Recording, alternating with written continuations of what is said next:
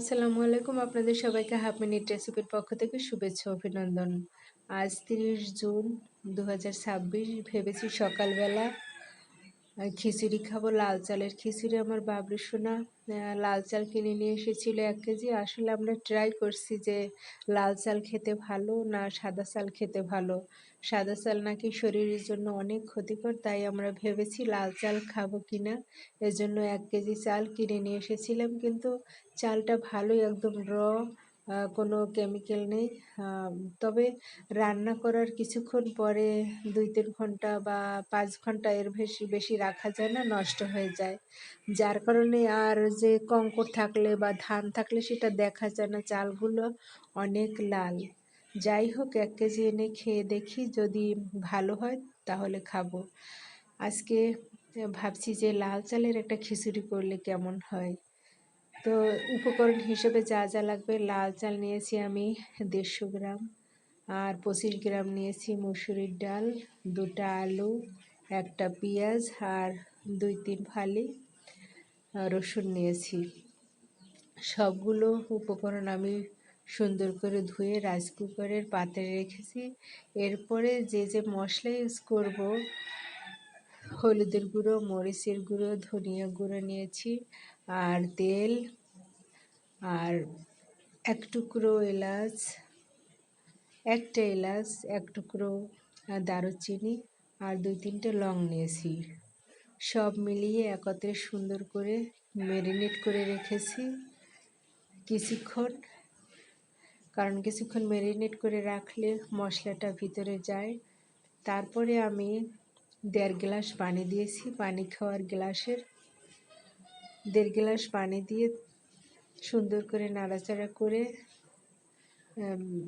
দিয়েছি, যাতে মশলাটা সুন্দর করে খাবারের ভিতর, খিচুড়ির ভিতর ঢুকে। দেখুন কত সুন্দর করে সাজানো হয়ে গেল।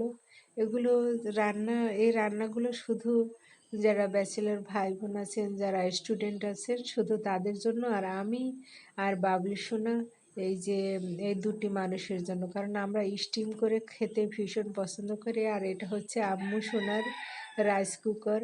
সেই রাইস কুকারে আসলে আমি সবসময় আম্মুর রাইস কুকারে রান্না করলে মনে হচ্ছে যেন খুব একটা শান্তি পাই। আমি আম্মুর রাইস কুকারেই রান্না করি।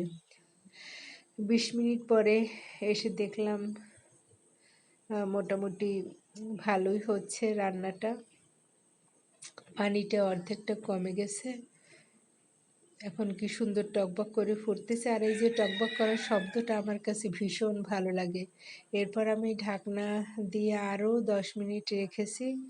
১০ মিনিট পরে এসেছি, দেখেন কি সুন্দর ঝরঝরে খিচুড়ি হয়েছে। আসলে খিচুড়ি রান্না করা খুবই সহজ, আবার খিচুড়ির রান্না যদি পারফেক্ট না হয় তাহলে সেই খিচুড়ি নিয়ে দুর্ভোগের আর সীমা থাকে না। অনেক সময় দেখা যায় যে খিচুড়ি রান্না করি, আমি নিজে অনেক খিচুড়ি নষ্ট করেছি, কিন্তু আল্লাহর রহমতে এখন খিচুড়ি রান্না করতে গিয়ে আমার আর কোনো সমস্যা হয় না। দেখা যায় যে বড় বড় রান্নাগুলো, যেমন রুটি, পরোটা, খিচুড়ি, পোলাও, এটা অনেকের রান্না করতে খারাপ লাগে। আমার ভাত রান্নার চেয়ে এগুলো খুব সহজ। আমি এর আগে তো আসলে তেমন আমি রান্না করতে পারতাম না। রান্না শেখা শুধু আমার আম্মু সোনার জন্য আর আমার বাবার জন্য, আর এখন বর্তমানে আমার বাবলু সোনার জন্য। আমি আমার বাবলু সোনাকে স্টিম করে দিলেও আমার বাবলু সোনা ভীষণ ভীষণ খেতে পছন্দ করে। আর এভাবে যদি স্বাস্থ্যসম্মতভাবে রান্না করেন, আমার মনে হয় পেটে গ্যাস হবে না, আর খাবারটাও বেশ পুষ্টিকর হয়। দেখুন কত সুন্দর ঝরঝরে পুষ্টিকর খিচুড়ি রান্না হয়ে গেল রাইস কুকারে। কোনো সময় লাগে না। আমি রান্না চাপিয়ে দিয়ে আমি আমার নিজস্ব কাজ করেছি। ৩৫ মিনিট লেগেছে আমার রান্না করতে। ৩৫ মিনিট পরে কি সুন্দর ঝরঝরে সফট একটা খিচুড়ি হয়ে গেল, কোনো ঝামেলা ছাড়া। যেহেতু আম্মু রান্না করলে ঝাঁজ নিতে পারতো না, যার কারণে আমি এভাবেই রান্না করতাম। আবার এভাবে রান্না করলে কিন্তু কোনো মশলার কাঁচা কোনো গন্ধ থাকে না। আমি এভাবে রান্না করে দেখেছি। আমি বিভিন্ন ধরনের তরি তরকারি, মাছ মাংস এভাবেই রান্না করি, কিন্তু কোনো হলুদ মরিচের কাঁচা গন্ধ থাকে না, কারণ হচ্ছে আমি কাটা মশলা দিয়ে রান্না করি। কাটা মশলা দিলে গন্ধ থাকে না। যদি আমি বাটা মশলা বা ব্লেন্ড করা মশলা দিতাম তাহলে খাবারটা থেকে গন্ধ আসতো।